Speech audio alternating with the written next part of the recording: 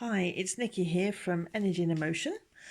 I thought I would show a little bit today on how to start with doing an intuitive painting, the type of equipment you need, the paints I use, and just to get you started basically on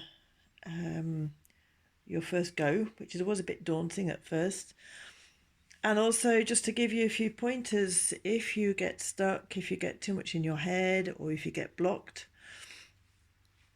So I'm just going to show you what I have. First of all, at the paper, I've got a special acrylic paper, which is, smooth on one side, grain on the other. It's the grain I'm going to be using. You can use really any thick paper to start. It doesn't have to be, a paper like this, but not to use a paper like photocopy paper, which is too thin really for taking a lot of paint. So you need quite a thick paper. It can be for multimedia, for mixed types of activities, but one that's quite thick, quite heavy. See the little one here. This is slightly less heavy, and I think this is a mixed media one. It's less grainy and it's much more flexible than this one. So I have a paper.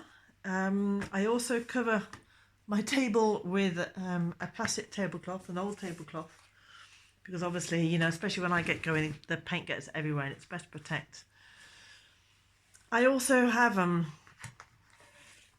I like to use a glass tile or a ceramic tile, or you can use a big plate, but I like to use something that's has quite a big surface that is flat, so I can easily just scoop up my paint. I don't really like using, the little things with little holes in it where you can put little bits of paint, because you just can't get in. It's not really ideal for this type of painting. So get an old plate. It's perfectly fine. I also have a jar of water. My paints, if I can just angle. So my paints here, I've got a general mix of colours, but they're all, I personally like Pebeo. They're a, good middle of the range paint, really. They're not the cheapest, but they're not the most expensive. They're just a good general paint. I like them because I love the colours. That's not, it's Pebeo's again. That's a different make. And also what I love about Pebeo as well is his like golden coppery colours as well. So I've got a whole range of these at the end of my paint now. I don't have so many. But to start off with, just choose a few colours that inspire you. Maybe 3 colours, and a black and a white is fine for getting you started, really. And then paintbrushes. So we have the classic style of paintbrushes here. This one is my personal favourite, and that needs a bit of a clean, this one, but this one I like. It's got a nice bounce to it, and I like the points. It's very supple. So you can get a normal medium size like pointer brush. Don't go for the really fine ones. Let me just, oops. If you're going for paintbrushes like this, they're going to end up making you paint too much into detail, which can get you too much in your head. If you have one fine, use it for finishing touches, but certainly not at the beginning and not on the first layers, because they're too much into thinking about the small thing, and you really want to be in the movement and big. But why not? If you need to, get a small thin one, and then maybe one thick one. These are quite nice. This one I like because it's just the ideal thickness, really. And then you also have flat brushes, which I like as well. This one is obviously for a much bigger piece of paper. the different sizes. Just, you know, go with what your fancy. So I'd say, you know, one pointed brush, one flat brush. And then what I also love, especially on my last layers, is these little fan brushes. They can be used obviously for you know, just for pressing down, or you can do it very lightly and just gently drag the bristles across the paint, and they just give a much lighter touch. So I love these. And the other thing I love are little palette knives, where you can actually stroke the paint across the paper, and it's, well, you might see later on when I really get going, maybe on a different one, maybe not today, but I will have a go. These create another effect as well, but you don't have to. They're just other tools. I mean, I use my fingers, I use sponges, I use whatever it's hands, but they're really my favourite tools. The other thing I use is a hairdryer. This is an old my painting hairdryer that I use for drying in between the layers. And the other thing sometimes you can use is something called Gesso. And Gesso is a white, I haven't used this for, whoa, there we go. It's a white paint basically, and it really helps to coat your paper so you have a very smooth finish, and it's really good, especially for the thinner types of paper. It just helps you to slide the paint over much more easily. That's something you can, it's like literally given a base coat, and it's very good for probably more absorbent types of paint. What I don't have is an old cloth. I normally have an old cloth at hand, but as I've got a really old painting dress on, I might use that for washing my hands, but I also normally have a cloth with me as well to wipe my hands on. So let me just bring you back to the paper.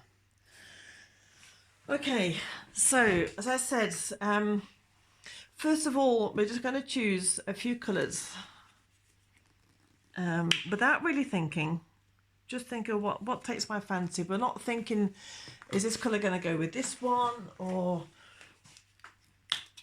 it's just, otherwise I'm going to go going with the turquoises. And I'm going to go for a little bit of white. And, or maybe an orange, that would be nice.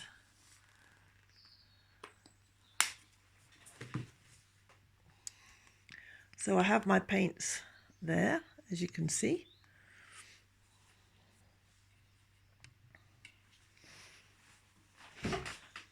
And I'm going to take this brush and I'm just going to pop it in some water and just take the edge of the water off. Now when you first start painting, it's very daunting because you see this white piece of paper and you think, oh my goodness, it's white, I have to fill it, what happens if I go wrong? All these doubts start coming up. So what I often say to people, just take one colour and just make a line, okay? And then, you know, you've made connection with the paper. If you want, before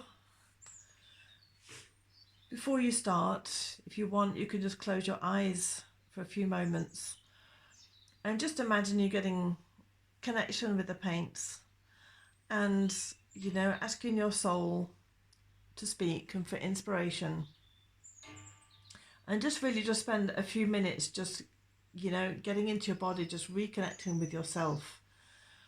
And as you reconnect yourself, imagine that you're also reconnecting to the paper. If you try and imagine that this piece of paper is just your soul on the outside, this is your soul communicating.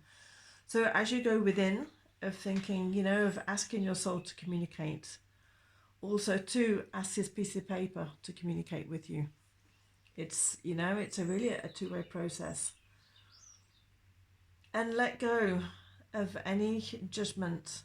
If you feel any, you know, these negative thoughts coming up of, oh my goodness, I'm useless, this is going to be so bad, I'm not a good painter, whatever, artist. This piece of paper you can throw in the bin after. And this is why I say don't paint on a canvas. Don't buy a professional canvas, because you will start thinking, oh my goodness, it's a canvas, I have to put it up on the wall, it's got to be good. On a piece of paper, we can just screw it up and put it in the bin. And if you imagine when you were a child, when somebody gave you a paintbrush or a pencil, you never thought about if you could paint, you just did it. And it's really getting back into this moment of the inner child of just, okay, I'm just going to have fun here and just play with it and just see. This first piece of paper, this first trial is just for you just to have a go. Okay, let's see what happens. Let's have fun with the colours. Let's just play with the colours. This is all it's about. It's playing with colour. And, as we know, each colour has a vibration. Each colour has a feeling. Sorry, I keep banging the, the springs on the arm of what's the support that's holding my camera. Each colour, is a vibration, and it's also giving a message and a feeling. Just incidentally, orange is a colour of the sacral chakra, and it's about creativity. I didn't even think of that. So, you're just going on the first one, and you're just, getting used to feeling what it's like to run your paintbrush over the paper. You can concentrate and think about, get into the present moment of just seeing how the colour plays on the paper. And, get a feeling of your paintbrush on the paper and how that feels. And as you come into that present moment of getting into the sensations of looking at the colour, thinking, wow, there's a bit of dark orange here and it's lighter orange, just noticing things. It'll help you to take away any negativity or any stress. It's this thing about coming back into the present moment. And you can take a second colour and just, and see that, okay, well that's fun, that's interesting. And all you're doing on this layer is just seeing what happens. You're seeing how your paints play. You're getting used to the feeling. And take it as a moment of fun, of just playing. You're really playing with the paints. I want to take, where's my favourite brush? My favourite brush. And then if you want to draw any shape, just don't think about it. Don't think, what's it going to be? It doesn't really matter. You're just, you're really going into your heart, out of your head. Your head is where you think, where you make logical decisions. It's almost like the left brain, really. And you're coming out of this space and coming into the heart, into the right brain, where you're not really thinking. You're just going with what your soul is trying to tell you. And it's like, okay, a triangle came to mind. Well, I'll draw a triangle here then.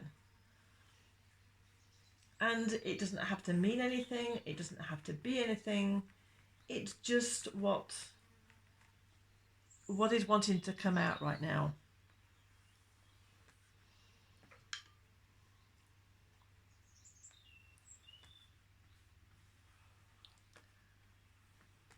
And this is your first layer. You're going to a lot of layers on top of this.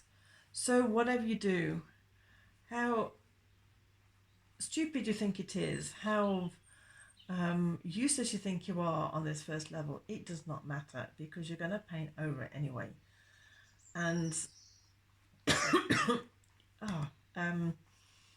it's just normal cough. You're going to paint over it anyway, so anything you think is a mistake, although we don't make mistakes in this type of painting, is going to get covered up. And, this part of the layer is going to really become part of the final layer that you do. Each stroke is going to add texture to that final layer.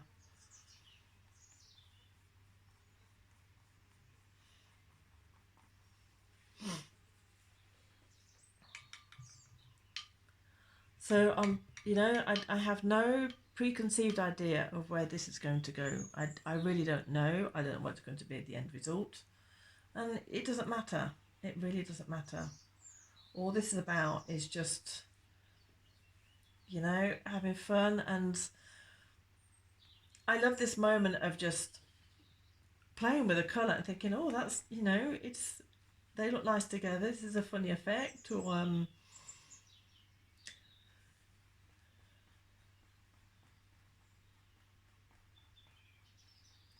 there's no thought process. It's really enjoying the present moment. It's enjoying, you know, it's like when you walk in nature and you smell the flowers, or you notice the colours of the leaves. It's the same type of process. What I love doing is taking a picture of each time I finish a layer, so that afterwards I can go back and look again, you know, at a distance. I'm just going to dry this layer.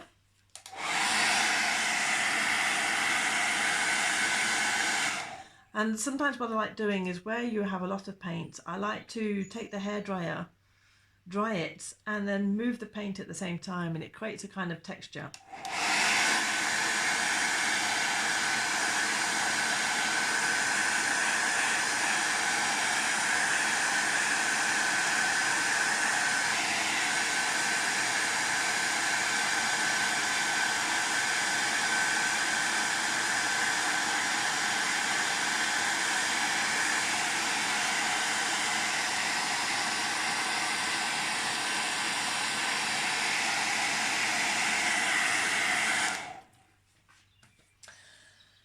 So we said at the beginning that if you block on put in your first stroke, just put any stroke and just go with it.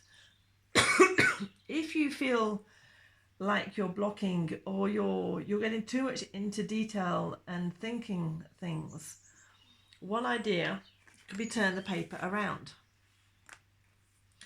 It changes your perspective, and it helps you to let go of the first picture that's in front of you. What I've also, other techniques that I use sometimes in a group, I can ask people to change the painting with the person next door, which often puts people into panic. Gets people really out of their comfort zone. The other thing you can do is close your eyes and paint. I'm going to put some yellow in here.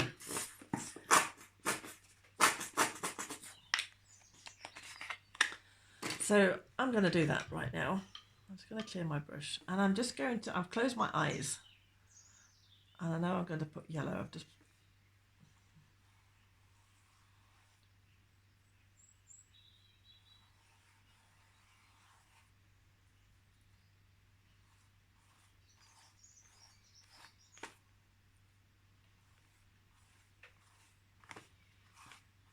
so as my eyes are closed, I'm not really thinking. I'm watching where, you know, that I've put my paintbrush in paint and not just put it in an empty area.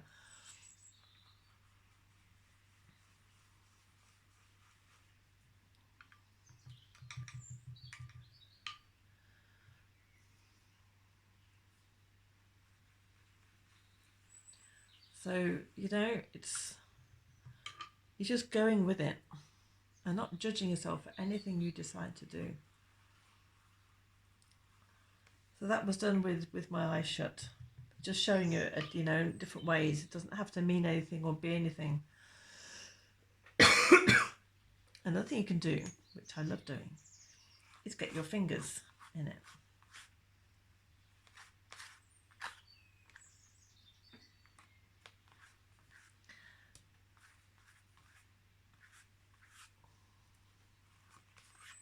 And fingers, to me, it really helps us to connect with the paint. Now it's really bringing your soul through your hands and into them, onto the paper. And what I love is how the paint really play together when you do this. You really get the colours coming through. And I think, you know, we get even more out of our head once we use our fingers, because you know, that the texture comes in, or that the feelings, it's something else completely different. And it's such a gorgeous feeling. Oh, I love it. You know, your fingers just glide across the paint.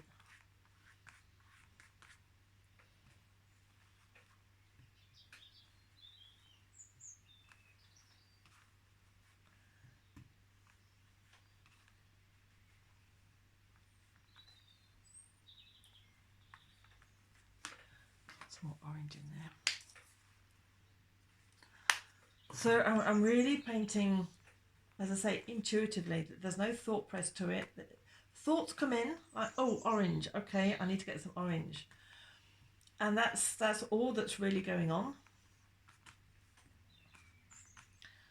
I'm not thinking about the final result, or is this good or is this bad. I'm just really in the flow of the painting.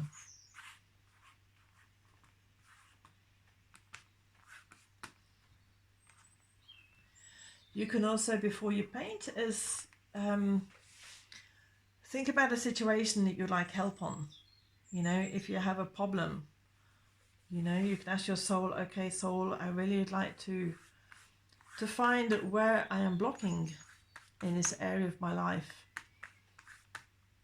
And don't try and answer it, just allow things to happen. I actually love the colours on that. That's beautiful with the turquoise. I'm just going to dry it.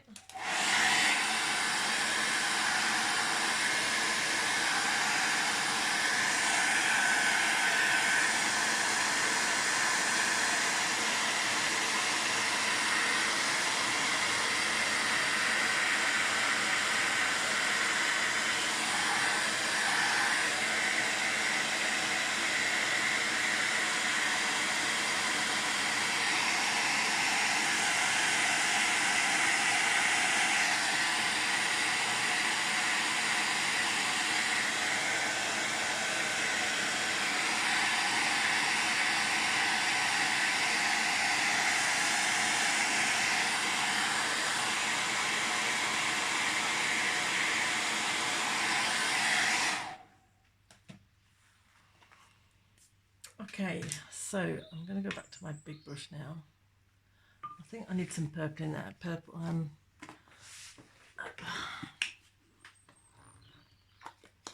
and some pink.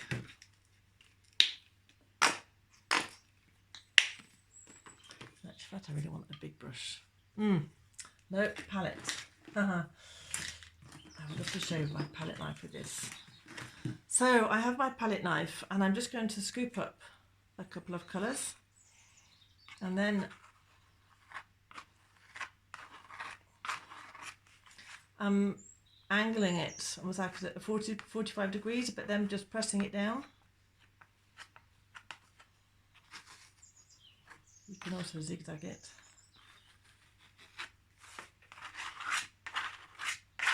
It's just, you know, it's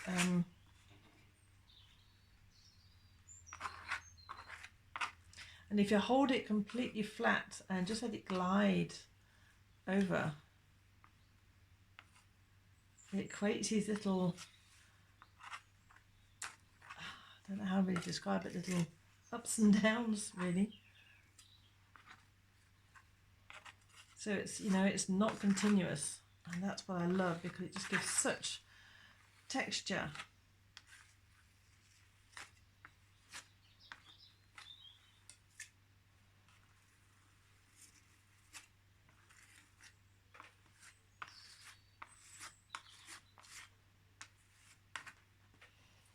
I've got some turquoise in there, and it's, you know, that as I said, that there's no thought process. Things just come into my head, like, oh, turquoise, yes, I need turquoise in there. Sometimes my mind I just imagine what the colours are going to be. So look at this, how the colours are going to play in together. A little bit of white. And the more you do this, the easier the process gets. The more it's like your soul says, okay, you know, she's allowed me to speak here, she's allowed me to communicate. So the more, every time you come to the page, it's like your soul says, okay, you know, time to get the message out here. time to just do it. And it doesn't have to be a real message. It can just be that the fact of the you know, that the vibration of the colours, something just being said. It doesn't, you don't have to know. I see almost like an image of a person here without a head, but it's like waves.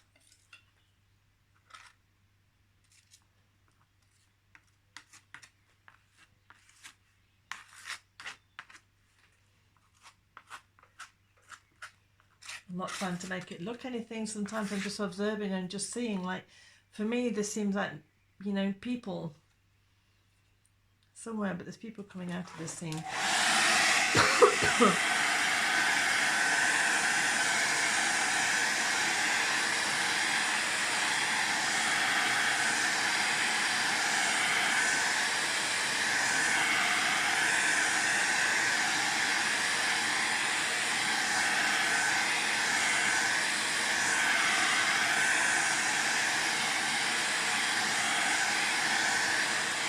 So I would actually, you know, layer this up until there's a moment, you know, I'd keep painting, drying, and there's a moment and I think, okay, my painting is now finished, I can leave it here. It felt, you know, at one point it just feels as if everything is in harmony. This picture's obviously got a lot of layers yet to go over the top of it.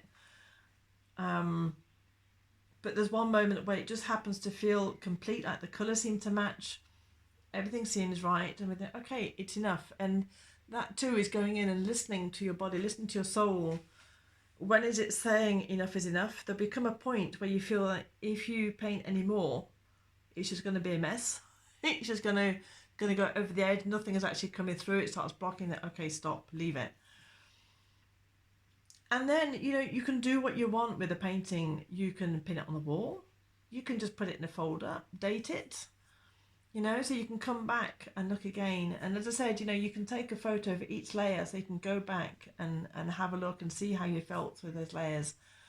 And sometimes taking a photo can actually create distance so you can see from another point of view. It's different than when actually painting it. I'm actually loving this area here. It's really, really beautiful. So there you go. There's just a few pointers to really get you going. I'd love to hear how you go with this process. If you have any problems, don't hesitate to send me a message or write in the comments. You can contact me. My website is nickypeet.com, NICKYPEET.com.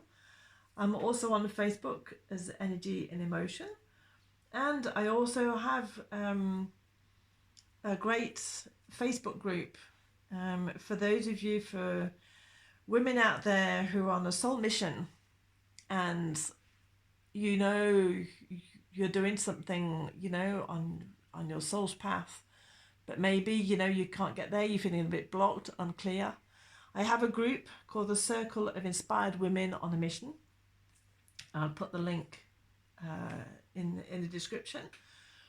And it's where I'll be giving, you know, we'll be doing free painting. I'm doing Reiki healing on there and all sorts of tips and help to really help you to move forward. So I'd love to join, you know, see you join in my group, and then we can all be inspired together and be on our soul path together. So I hope you enjoyed this video, and just let me know how you feel. And until the next time, have a great day.